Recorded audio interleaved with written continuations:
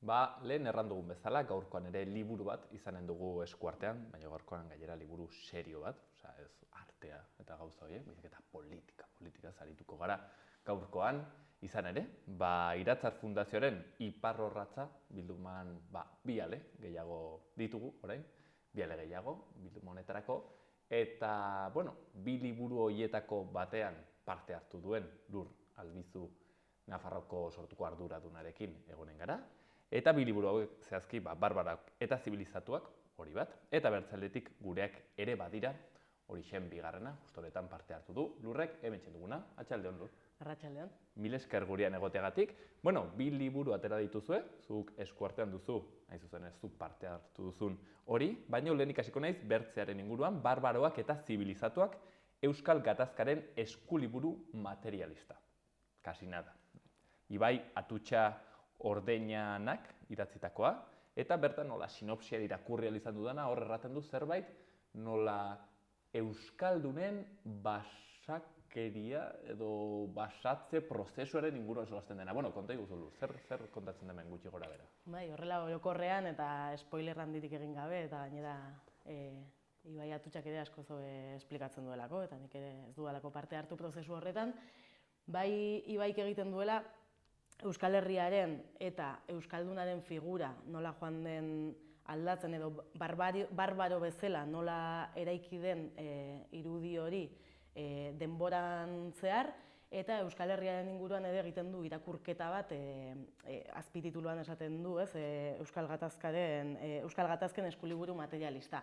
Hor hartzen ditu teoria dekoloniala eta teoria transfeminista, da bizkat Euskal Herriaren, Euskaldunaren inguruko ze irudi sortu den, eta nondik egiten du irakurketa bat oso interesgarrian, ere ustez, lau barbarizazioz hitz egiten du, lau barbarizazio desberdinez, eta hori teoria berri horiek, edo teoria horiek egiten duten ekarpen politikotik egiten du Euskal Herriaren irakurketa bat, eta Euskaldunaren irakurketa bat oso interesgarria. Eta ez naiz ausartzen askoz gehiago esatera, baina oso liburu interesgarrian edo ustez Euskal Herria eta nazioaren eraikuntza horretaz ere eztabaidatzeko. Eta segurazki ere bi liburuen artean komunean hori dago, nazioa, abertzaletasuna, Euskal Herria nondik eraikitzen den, nondik eraiki nahi dugun, eta hor nire ustez oso ekarpen polita egiten du Ibaik. Claro, pentsatzen dut nola baitere igual tiro joango direla Barbaroak eta Zibilizatuak, beraz, akaso, ego globalean, Latinoamerikan izan ziren prozesu horiek, non haiek,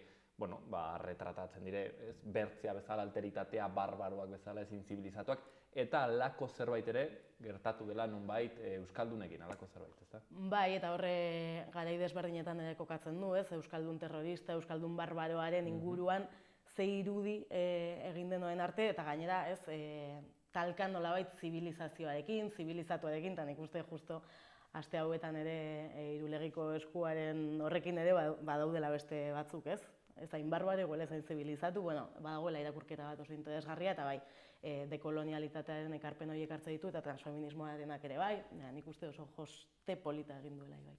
Marxismoa, transfeminismoa eta herri jasotzaileak, ez? Norbait Piskat melanx bat nazio ardatzaren inguruan. Hortxen liburua, aipatu dugun lehenbizikoa, Iparrorratza bilduma honetakoa, Barbaroak eta Zibilizatuak, Euskal Gatazkaren eskuliburu materialista.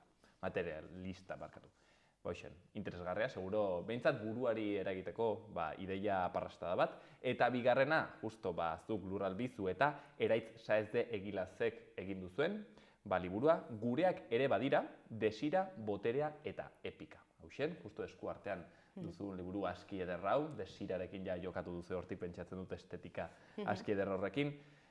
Gureak ere badira, zer lapurtu digute? Hau da, desira, boterea, epika, horiek ere gureak dira?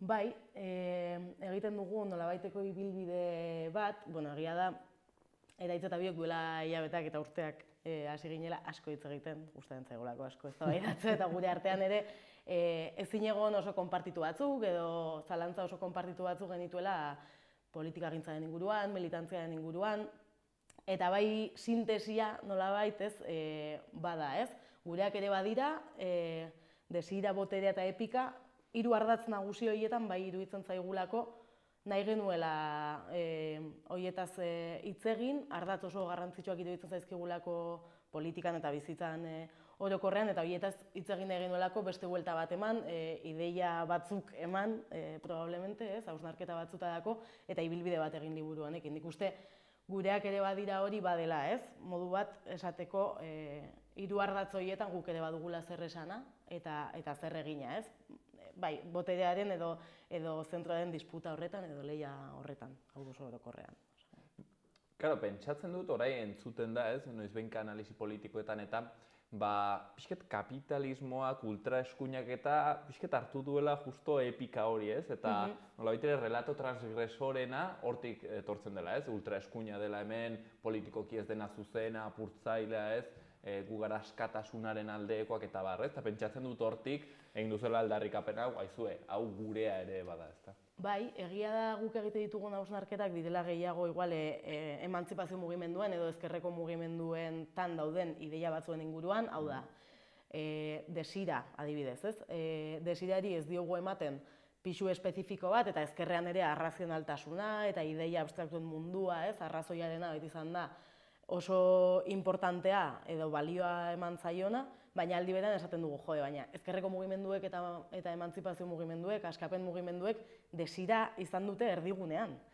Oso esplizituki ez bazen ere, eta afektu pila bat mobilizatu dituzte, bestela oso zaila da zenbat milaka pertsona egon diren azken hamarkadatan, berdintzait euskara ikasten, berdintzait ikastolak sortzen edo berdintzait beren bizitzaren parte oso handi bat ematen eraldaketa sozialari, Eta ultraeskuinaren eta erreakzioaren horretan bai iruditzen zait dagoela bai aldaketa edo gutxienez transgresioaren edo politikoki zuzena ez denaren munduan ibiltzen direnak, nire ustez transgresioa ez da bere horretan eraldatzailea, izan daiteke eskuinekoa edo erreakzionarioa ere, eta egia da ez garela inbeste sartu mundu horretan, igual erreakzioarekin pixka bat bai, baina bai iruditzen zait oso galdera interesgarria. Nolabait esaten dugu desira hori eta kanalizatzaile politiko horiek, epika hori, badirela gureak, eta izan daitezkela beste iruditegi batzuetatik sortuak.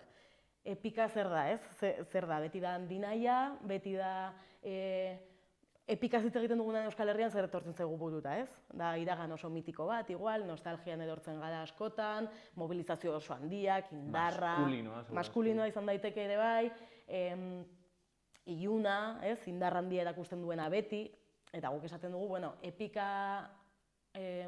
epika izan daitekeela ere, egunerokoari askoz lotuagoa, militantziari askoz lotuagoa, eraikitzen diren gauzei askoz lotuagoa, igual orain, ematen du oso inusentea dela esatea, baina zenbat ikastola sortu ziren 70. hamarkadan, edo duela hamarkada batzuk, prozesu horiek, udal ikastolen aldeko borroka hori Iruñerrian adibidez, ez da epikoa, eta ez dugu lotzen epikarekin, edo mugimendu feministak orain azken urteetan egin dituen greba feministak eta ez dira epikoak, guk erabakitzen dugu zer den epika, eta zer ematen diogun balio hori, pixkat alde horretatik. Eta hala ere, sortzen dit zalantza lur, zeren zuk erran zu, hori ez da epikoa, karo eske agian ez da epikoa, hau da, gauza da igual, pentsatzea beharrezkoak direla, eta feminismoak erakutsi digun bezala, hor lan invisibilizatu guzi horik ikusten ez direnak, egunerokotasunen egiten direnak, eta egiazki egiten dutenak funtzionatzea jendartea eta guzi hori, ezta? Baina hain zuzen ere ez dira hain epikoak, eta justo epikak batzutan badirudi behar ditula bertze elementu batzuk, eroi bat, egitena, zer, egun bateko zerbait, arratsalde bat, sartzen gara hor, nola erraten dago, Palacio de Invierno, neguko jauregian eta hor konkistatzen dugu, Pixket, karo, epika, ez dakit, astearte batean egiten alda epika, lur. Nire ustez bai. Bai, nire ustez da bestela epikari ematen diogula bakarrik irudi bat eta orduan ezin dugula erabili, nolabait, Hori, neguko jauregia adibidez, neguko jauregia hartzea izan daiteke epikoa, epika horren bueltan violentzia asko ere egon daiteke, epika guztien bueltan ere bai, mundu aldatzen duzun heinean. Baina eguneroko hori eta batzutan gauzak aldatzen dira, edo gauzak aldatzen direla uste dugu oso gauza, hori, neguko jauregiaren irudiarekin, Baina ze prozesu egite ditugu jauregira iristeko, zenbat kasualitateren bidez batean sortzen ditugu gauza berriak edo bueno, azken urteetan eta aurrekoan ere eraitzekin hitz egiten, ez? Bere garaian adibidez 2014aren bueltan gaueko manifak sortu zirenean Euskal Herrian, eta uste dut liburuan ez dugula hitz egiten horretaz, hori bada batean, ez? Indar bat, egia da iluna dela eta beltza izan daitekeela, baina bai indar bat emakume pila batenak anonimoa nolabait, ez? Kolektiboari ematen diotena indarra, eta guretzako gure gorputza guztiz zeharkatuta doa epika batetik horrez, eta gainera sortzen da eztabaida bat, bere garaian gatazka batzuk beste jende batekin. Bueno, epika da, ustez, mundua aldatzeko modu bat, baina segun eta ze ikuspegitatik ikuste duzun ere bai, ez? Ni ez nago ados irakurketa batzuekin, ez? Epika da Euskal Herrian euskal gatazka batez hitz egitea eta modu batera hitz egitea. Da presoez hitz egitea, bai. Eta askoz gehiago da epika hori ere bai, eta gainera aurreko epika hori ere balioak kendu gabe, epika horri. Guk esaten duguna da, ostia, guztia izan daitekeela nolabait, guztia izan daitekeela epikoa. Segun eta ze balio ematen diogun eta zer erabakitzen dugun izatea epika, ez? Eta horrekin lotuta ere hitz egiten dugu utopiaz, eta utopia imperfektuez. Igual utopia klasikoa da, ez? Sozialismoa, komunismoa, ez? Iritsiko gara paradisu batera, eta Julio Goikoetxeak ere askotan esaten du azken aldian, paradisu bat, eta hor ez da egongo botere harremanik, ez da egongo klase sozialik, bueno, teoria bakoitzak badu berea. Eta guk esaten duguna da, igual utopia hori askoz imperfektuagoa dela, eta bidearekin askoz zerikusi gehiago daukala, edo ideia batera jartzen dugu, ez, lusuzko pobrezia. Ez zeri ematen diogu balioa, ez? Ez da bakarrik kentzea, ez edo redistribuzio oso bat izatea, hitz egingo dugu erentziez, ondasunez, ez, banaketa horretaz guztiaz. Utopia imperfektua, ideia interesgarria, ez dakitain desiragarria den, justo. Hortzen dago tentsio puntu hori desiraren eta egin daitekenaren edo izaten aldenaren artean. Desirara pixket itzulita, Lur, karo, nik ikasi dut filosofian, nire erakutsi zidaten, argudio onak eta arrazionalak direla, ez, garrantzitsuak eta politika izan beharko lukeela argudio arrazionalen espazioa, ez, eta pentsatzen dut orduen handizek kritikatuko dizuetela. Aizu, baino hori da politikaren degenerazio bat, hau da, politikan izan beharko ginen jarri hemen, eta argudio onak bota, zientifikoak, datuak, eta bar. Eta zuek aldiz aldarrikatzen duzu desira. Norbaitek horri segurazki kritikatuko du, edo... Bai, eta horre hasten gara, ez, nolabait dikotomiei pixuak entzen. Bai, bueno, antolatu digute burua horrela, eta gure gizartean, ez, edo emakumea edo gizona, edo txuri edo beltz, edo, bai. Horretan antolatu digute burua, arrazionala, emozionala, ez? Eta politikan ere, bizitzan bezala, badago zeri ematen zaion balioa, zeri ez, eta gure ustez biak dira uztargarriak. Hau da, ideia bat izan daiteke munduko ideiarik onena, eta ez, gainera, objektiboki, errealistaki, materialki nolabait ideiarik onena, baina horrek ez du zertan ez afekturik mobilizatu, ez eraldaketa ekarri, ez jendea konbentzitu. Hau da, nik daukat munduko ideiarik onena, baina ez bazaitut konbentzitzen, eta horretarako bide bat egiten oso zaila da hori mobilizatzea, ez, ideia hori. Orduan, guk esaten dugu, desira bada palanka oso potente bat eraldaketa sozialerako. Eta eman behar zaio daukan balio hori, ez bakarrik desira kanalizatzaile bezala, bai? Ideien munduan ere, badago, ez dakit nola esan, ez, arrazionaltasunari, eta gainera apurtu nahi izanik, pixka bat arrazionaltasuna eta emozioa, eta dena dago batera, ez, iruditzen zaigu oso zaila dela, zer da arrazoia, eta zergatik da arrazoia, eta ze neurgailu ematen zaio horri, ez, eta iruditzen zaigu biak direla kanalizatzaile oso potenteak, eta hitz egiten dugu ere, hori, politikan afektuek nola mobilizatzen duten. Hau da, Euskal Herria independiente bat proiektu politiko onena dela esateak, ez du zertan ondokoa konbentzitu, hori objektiboki onena izango balitz ere, ez? Edo bada ere, ez dakit, baina zer egiten dugu horretarako, eta aldi berean, esango nuke, emantzipazio mugimendu guztiek dutela emozio pila bat tartean, ez? Eta horri esker mobilizatzen dela jendea ere, bai, inkontziente edo kontzienteki, biak izan daitezke. Adibidez, karo, komunismoan haunditzetan, bueno, kritikatu izan dira olako posturaka desira erabiltzen duzu, bai, justo sozialismoa da, ez, desiraren erabilera arras efiziente eta on baten paradigma politiko bat, ez? Erabiltzen dute hor dikotomia, burgesia, hau, ez? Bueno, utopiaren ideia, eta banderak eta epikak ikurrak kantak, ez? Orduen, mugimendu honek bera, ez? Pixket autodefinitzen duela sozialismo zientifikoa beti ikuspuntua razional horretatik eta baduena, baina aldi berean, bere komponente importante bat izan da, justo desiraren, epikaren ere. Eta nire ustez desira estrategia bezala, kasi, ez hainbeste guk sentitzen duguna oso, bai, desirak, eraikiak diren heinean eta badute parte bat, ez? Ikasi edo irakatsi diguten horretatik, eta beraz esaten dugu, desira batzuk eraiki baldin badizkigute, erregimen heterosexuala, imaginate, ez? Eta egitura sozial bezala guk desiratzen dugu, eta emakume bezala desiratzen dugu boterea ez dugula maite, emakume bezala, ez? Eziak izan gara estruktura sozial batean parte hartzeko, bikote bat izateko, familia bat erreproduzitzeko, eta horiek badira desira eraikiak, ez? Eta guk esaten dugu, desiren mugimendu hori edo desira berriak eraikitze hori badela egitura sozialak aldatzeko modu bat ere. Bai, hori da pixka bat laburpena, esango nuke. Pixka xaxatzeagatik Lur, ezkerreko populismoa aldarrikatu behar dugu? Ez da egin ezkerreko populismoa, ez da ausartzen. Oda trampa. Enaiz ausartzen, guk esaten duguna da desirari eman behar zaiola balio bat. Eta igual esplizitua ez bada ere, baina bai afektuen mobilizazio hori badela oso garrantzitsua eta noski izan dezakela populismoaren parte bat, ez? Hegemoniak eraikitzeko ze antagonismo eraikitze ditugu, ez? Hori ere bada emozio batzuk mobilizatzea, artikulazio batzuk bilatzea, bai izan dezake pixka bat denetarik, bai. Lur, epikaz ari ginen solasean, epikan leheno aipatu dugu nola epikaren zati bat lapurtu duen diskurso horiek, ez? Segurazki ultraeskuinekoa, kapitalistak. Akaso hori da polo bat, baina bertze polo bat, ez? Da, segurazki distopiaren ideia, ez?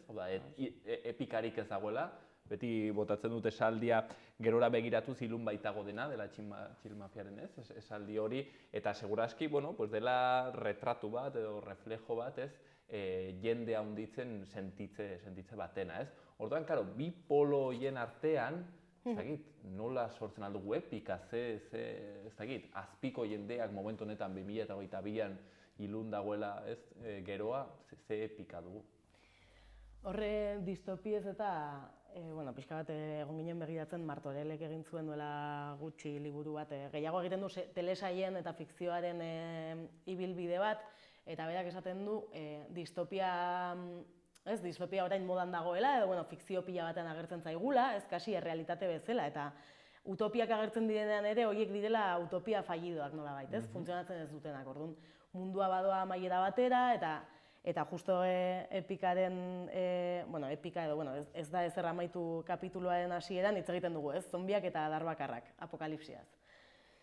Karo, guk ere emantzipazio mugimendu bezala erabaki behar dugu. Apokalipsiaren aurrean zer egin, hori ere badelako ideia bat, ez?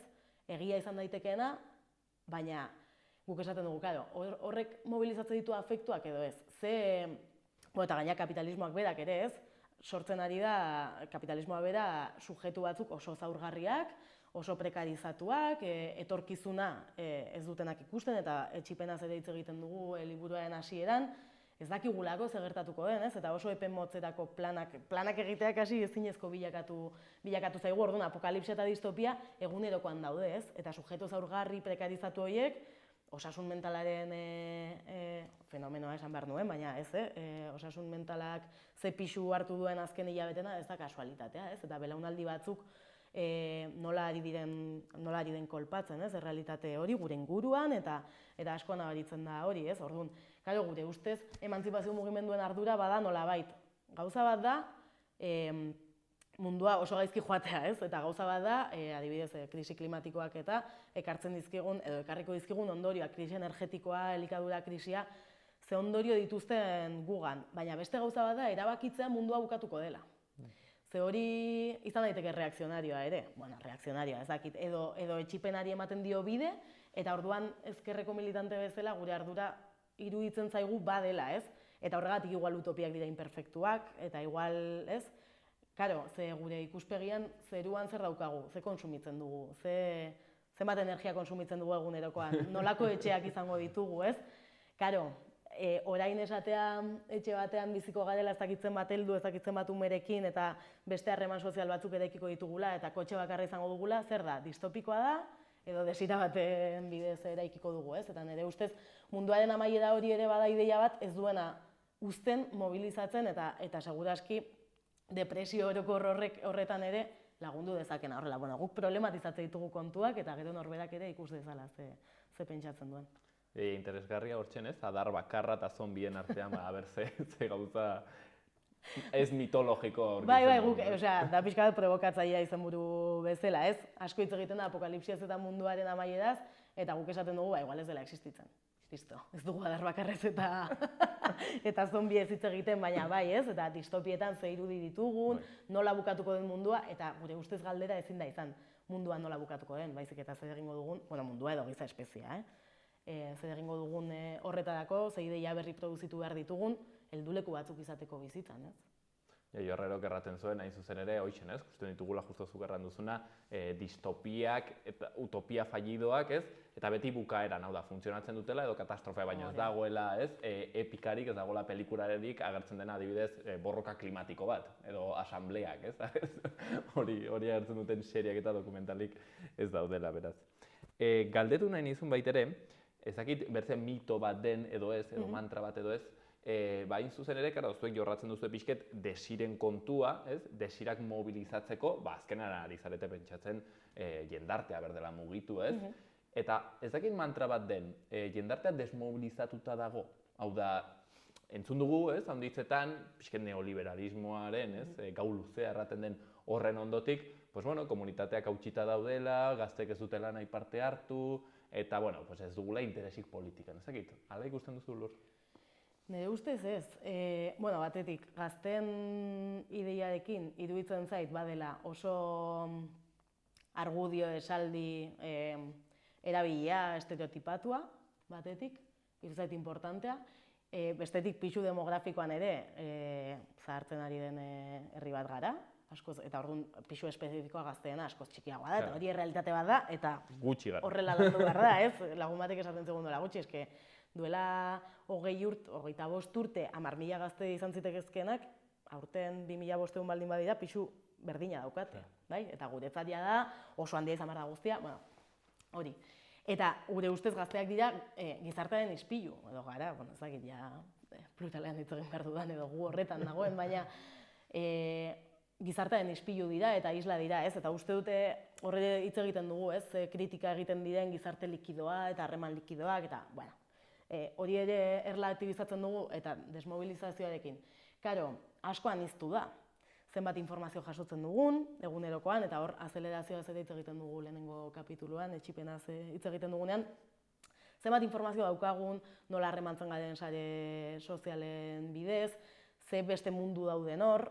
Nire ustez ere pentsatu beharko genuke komunikazioan, sare sozial berriak eraikitzen dira, komunitate berriak eraikitzen dira, eta badaude algoritmoak, eta ze ikusten dugun eta ze kontsumitzen dugun bakoitzak oso espezifikoak dira, oso niaren bueltakoak, orduan batzutan informazioa ez da iristen, ez dugu kanal irekirik, ez?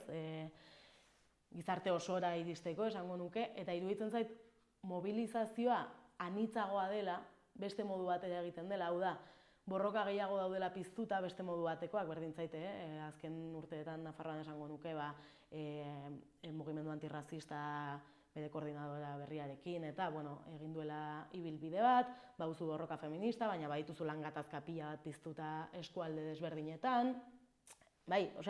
Badaude hor mugimendu asko, mugimendu ekologista ere bere aniztasun osoan eta proiektu pila baten aurka alde, ez? Nafarroan ere iruditzen zaite hori badela errealitate bat, Euskararen aldeko mugimendua. Euskararen aldeko mugimenduan ere, baduzu hildo mobilizatzaileago bat, baina badituzu ikastolak, baduzu agerraldia herri gora eta horren bueltan mugitzen ari den jende asko, korrikak ze mobilizazio eragiten dituen, orduan nire ustez aniztu dira, eta igual gehiago erabakitzen dugu nora joan, nora ez joan, eta azelerazio horren bueltan gero eta denbora gutxiago daukagulako. Eta Marina Garcesek ere esaten du, ez? Ez dakit terminoa nola erabiltzen duen zehazki, baina informazio askoko garaian gaude, baina gero eta horrek eragiten diguna ez da jakintza gehiago, baizik eta kritikotasuna galtze bat, ez? Eta, bueno, bai iruditzen zaigu hori badela errealitate bat, edo, bueno, guk mahai gainean jartzen dugun ideia bat. Nire ustez, ez da desmobilizatua eta ez dago desmobilizatua eta gainera oso idealizatua dugu iraganean, Euskal Herrian egiten ziren edo egiten ez ziren beste mobilizazio batzuk. Egia da atomizatuago dagoela. Nire ustez nik hori bai esango nuke. Bai, egia da hori erraten zuen filosofo eta analista honditzek erran dute, bueno, pues postmodernidadea deitu duten hori ez, relato handiak hori dira, eta zuk erraten zenuen ez, igual orduen denak orain ez gaude txalupa berdin batean, noranzko berdin batekin ez, eta denek, ez dakit, kamiseta eta bandera berdinarekin, baino, jende hori dago proiektu gehiagotan, txikiagoak, hemenan, ez? Izaten aldu ere irakurketa, bueno, neoliberal bat horrek nolabait ere ez, proiektu individualagoa gehiago a la karta. Bai, izan daiteke mas a la karta, edo izan daiteke orain arte lekua izan ez duten borroka batzuek badutela. Eta igual ez, karril zentral... Bai, bueno, la Bernabé. Ez, karril supuestamente zentral horrek igual ez ziolako leku bat uzten horri, eta gainera nik ez nuke tragedia bezala biziko ere bai, ez? Iruditzen zait, berez borroka horiek badutela emantzipazioaren edo eraldaketaren bide komun bat, igual elkarlotzen ez badira ere plaza komun batean beti, ez? Baina bai dutela nire ustez ibilbide eraldatzaile bat, eta Euskal Herrian iruditzen zait horrek forma interesgarria duela, ez? Inkluso nazio pultsoaren galera hori ere, bueno, irakurri daitekela modu desberdinetan, eta hori, segun zeri ematen diozun balioa, klaro. Mitifikatzen baduzu aurretik ere egin izan duzuna, ekainaren 28 batekin ez du baliorik izango zuretzat, baina Iruñean hori, sexua eskapenaren aldeko borroka egun horretan, duela 7 urte, ez dakit, 300 pertsona batuko ziren, eta orain izugarria da, ekainaren 28 guztietan zagertatzen den, eta gazte pila bat, por cierto, ez? Eta hori ez da emantzipatzailea, horrek ez du hitz egiten gure gorputz eta lurralden buru jabetzez, ostia, nire ustez bai, ez? Eta nire ustez balio hori eman behar diogu. Beste gauza bada, que no nos sirva, guretzat ez nahikoa izatea, ez? Eta hori ere problematizatzen dugu, nolabait. Ironiaz esaten dut, Hori gertatzen zaigu hondik. Lur, azkenean hemen guzian boterea, solasten ari gara, boterea zen zuen 3. hitz, azpititulu horretakoa, eta galdera horrekin nintzen nahi nuen. Botereak badu orokorrean ezkerrean fama txarra. Zen, boterea aldi berean izaten da, opresioen nolabait ere ardatza, bakigu botere harremanak, privilegioak ezakit zer, eta aldi berean ezakit, guk boterea eskuratu behar dugu, hori aldarrikatu behar da, boterea nahi dugu. Guk hori aldarrikatzen dugu. Hasiera batean kapituluan gehiago hitz egiten dugu gatazkaz. Bueno, nolabait, boterea hitz egiten ari garenean, gure ustez, beti kokatzen dugu kanpoan. Boterea gurea ez balitz bezala, eta beti beste norbaitek, maltzur batek eragiten duen zerbait balitz bezala, ez?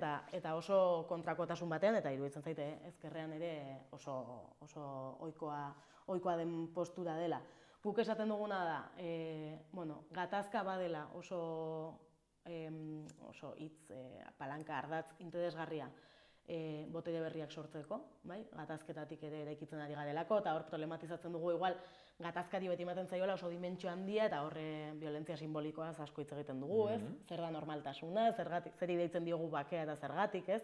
Bakean dagoena bakean utzi, gatazkaz hitz egiten dugu, eta gero beste bi ideia ditugu, ez? Batetik boterea leku guztietan dagoela, nik ere badaukat botere bat, jakin beharko nuke erabiltzen nola erabili, zer erabili eta nola graduatzen den botere hori, baina izan badaukat eta gehiago izan dezake, ez? Besterik gabe. Baina, bai iruditzen zaigula botere horretan, boteretze prozesuak oso importanteak direla. Eta hor bai, nolabait kolektiboari ere indar berezia ematen diogu, edo ezakit nola esan. Nolabait, mobilizatzea bera, talde bat izatea bera, mugimendu sozial baten parte izatea bera ere, bada botere kuota bat, edo botere bat izatea, zerbaiten kontra izan daitekena, baina baita ere realitate berriak sortzeko palanka bezala, ez? Guretzako boterea bada eraldatzailea eta botereari uko egitea da nolabait desirari uko egitea bezala, ez? Hutsune bat uztea eta ber nork hartzen duen. Pues claro, igual beste batek eta igual okerrago datorkigu, ez? Beste modu batean, ez? Eta guretzako da normalitate berri bat eraikitzeko palanka bat. Eta hor, bai problematizatzen dugula, gure ustez edo militantzia esparruetan, kezkaz bizi dugun zerbait, edo eraitz eta bio konpartitzen duguna dela, emakumeok bereziki ere, eziak izan garela, botereari uko egiteko, ez? Oso deseroso sentitzen gara boterea ematen zaigunean, ardura batzuk hartzen ditugunean, eta zaila da, nola egiten zaion aurre horri, baina gure ustez zentroaren disputa hori edo lehia horreta joan behar dugu, eta guk ere botere hori maite dugu nolabait esateagatik ez zergatik. Subalterno berriak sortzen dituelako, botere gehiago izatea badelako nolabait zuk hitz egitea normalitate berri, ez, eta eraikitzea normalitate berri horiek, eta gure ustez bada oso tresna garrantzitsua, eta horrekin lotuta igual kapitulu guztien amaieran hitz egiten dugu Euskal Herriaz, ez? Abertzaletasunaz, Euskal Herriaz eta boterearen horretan Euskal Estatuaren beharraz eta nahiaz, inkluso hor desiarekin lotuta ere hitz egiten dugu estatuaz, ez?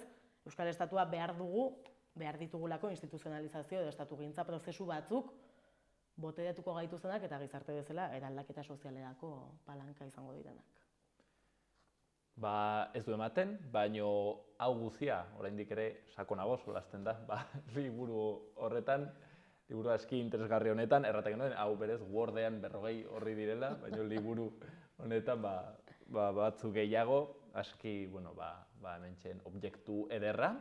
Gureak ere badira, desira, boterea eta epika, hoxen landu dutena hemen, Lur Albizu eta Eraitz Saezde Egilaztek, kontu guzti hauek, botere politikoa, desira politikoa, epika politikan, gaurkotasun erabatekoa duten gai guzti hauek, hain zuzen ere, pixkatala norabiderik gabe edo ezakegula zehazki nora joan, edo aniztasuna handia dagoen momentu honetan, pixket argitasun gehiago emate aldera egin duten lan hau. Lur, hemen utziko dugu, Barbarak eta Zibilizatuak gureak ere badira, 2 liburu hauekin, Iratzar Fundazioaren Iparrorratza bildumako, 2 ekarpen berri hauek, eta pentsatzen dut, heldu den urtean, bertze 2 izango dituzuela, ez da? Hori ematen du, Ikusiko dugu, ze bi altxor. Lur Albizu, mila esker honit. Mila esker zuei.